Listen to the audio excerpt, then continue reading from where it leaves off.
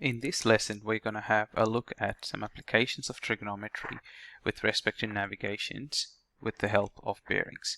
Now, before we get into the core of the lesson, right, let's get a basic out of the way, the four directions that we use when it comes to directions.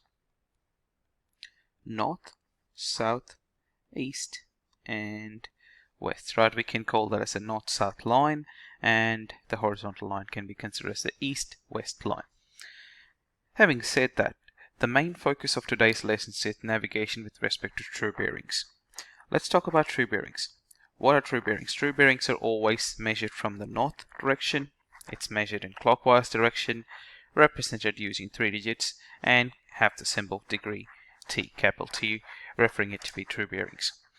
Now, because it is always measured from the north, right, we kind of don't need to focus on the east, south, and west direction, but instead we represent it in this particular format. So measure it from the north, and it's always measured in the clockwise direction. So if I measure the angles in a clockwise direction, I start with my 0-degree angle there, right? By the time I get to the east line, my angle is 90 degrees, and then by the time I get to the south direction, the angle is 180 degrees.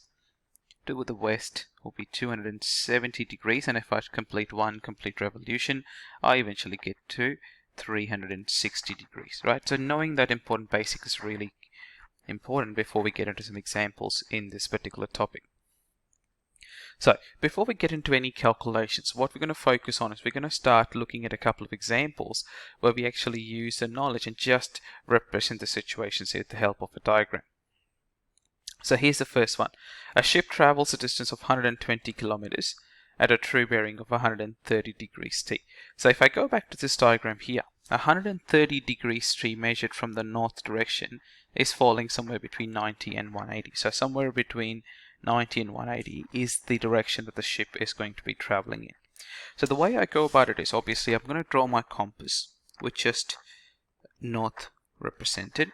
Right, so I'm measuring a bearing of 130 degrees, so 90 plus another 40 degrees is going to take me to 130 degrees. So the ship is basically traveling in that direction for 120 kilometers. So that's what representing true bearings is. So 130 degrees for 120 kilometers is the direction that the ship is traveling in. Now, in terms of marking some angles, right, the way I go about it is in this format, right? I know 130 degrees is the bearing, but when we come and look at angles inside a triangle, right, the important angle that is going to be helpful for us when it comes to calculations is the bit that is left out of 90. So 90 plus 40 degrees, so this angle here is going to be 40 degrees, is the angle that we will eventually end up using when we deal with calculations. Right, let's go to a second example. An aeroplane travels a distance of 400 kilometers at a bearing of 250 degrees T, and then 200 kilometers at a bearing of 300 degrees T. So this is a two-stage question, right? So the first stage is 400 kilometers at 250 degrees T, and the second stage is 200 kilometers at a bearing of 300 degrees T. So before I put my pen to paper, let's just do some rough drawings on the side, right? So 250 degrees T, right? So that's going to be 0, 90, 180, 250, 270.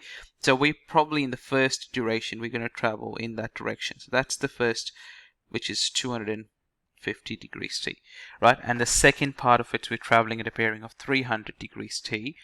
So that's going to be traveling somewhere in that direction. So that's going to be my 300 degrees T. So the airplane is first traveling 250 followed by 300, right? So going down followed by going up. So I'm going to start my diagram on the left hand side here. So like we did earlier, I'm just going to mark my north direction. So my plane's going to start from that point. Let's just call that point as A. So A can be my starting point. So the first part of the travel is 400 kilometers at 250 degrees T. So 0, 90, 180, 180 plus 70 is going to get me to 250 degrees. So the direction, so that's 70 degrees there. So 90, 180. 180 plus 70 is going to get me to 250 degrees. So the first part of the journey is 400 kilometers in that direction, right, of 250 degrees true bearings, right? So from A, now the plane has traveled 400 kilometers and has now reached a point B. So we'll just call that point as point B. Right, so what we do now is the second part of the journey is not from A anymore, it's from B. So the plane started at A, we've eventually reached B, so the second part of the journey is from B to a point C, for example. Alright, so I'm going to draw my compass again. So I'm going to draw my compass again and I'm going to mark my north direction. So this part of the journey is for 300 degrees T. So 0, 90, 180, 270. 270 plus 30 is going to get me to 300 degrees T. So the second part of the journey is in that direction there. Right?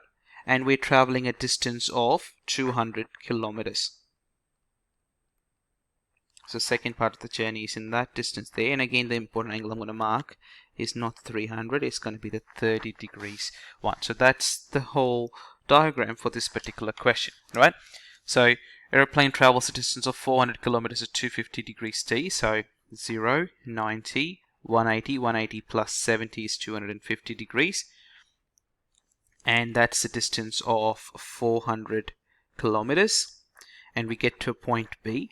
And from there onwards, we're traveling another 200 kilometers at a bearing of 300 degrees T. So 300 is going to be in that direction. So 0, 90, 180, 270. 270 plus 30 gets me to the 300 bearing, right? And that's the distance we travel for 200 kilometers, right? Just another important thing I want you to focus on here, right? The distances, right? The first distance is 400, the second distance is 200, right? So obviously, as you can see, my length for 400 is obviously drawn bigger than the length for 200, right? They don't have to be accurate, but just visually they need to represent the distance. So that way, when we get into calculations, we can get to a more accurate answer.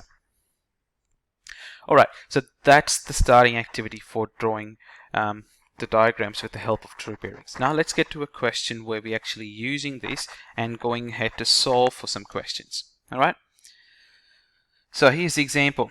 A ship travels due south for 5 kilometers, then on a true bearing of 120 degrees T for 11 kilometers. Right, so there's two parts of this journey. The first part of the journey is it travels south for 5 kilometers, and the second part of the journey is on a true bearing of 120 degrees for 11 kilometers. Right, so let's start with the compass again.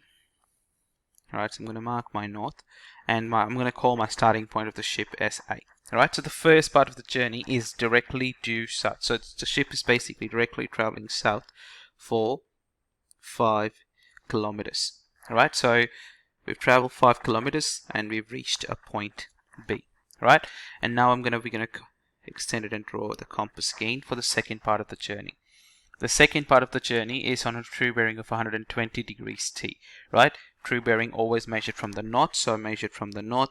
0, 90, 90 plus 30 gets to 120 degrees. So the second part of the journey on a true bearing, I'm going to mark my 30 degree angle there, for 11 kilometers is the second part of the journey, and I'm going to mark that point as C.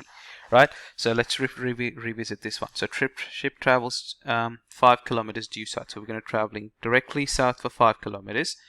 Then on a true bearing, so true bearing of 120 degrees, so 0 to 90, 90 plus 30 gets me to 120 degrees, right? And we're traveling a distance of 11 kilometers in that direction. Alright, so we've completed the diagram that is necessary to solve this question.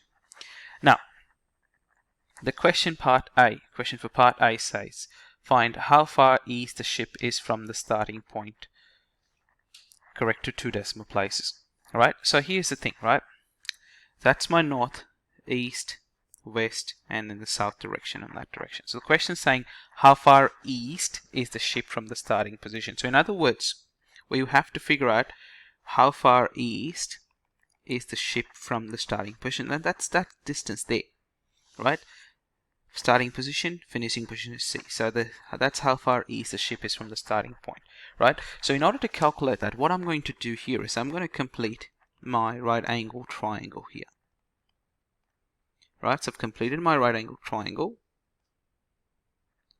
Right, and if I calculate this distance here, I'm just going to call that x. If I calculate that distance there, that's going to tell me how far the ship is east from the starting position.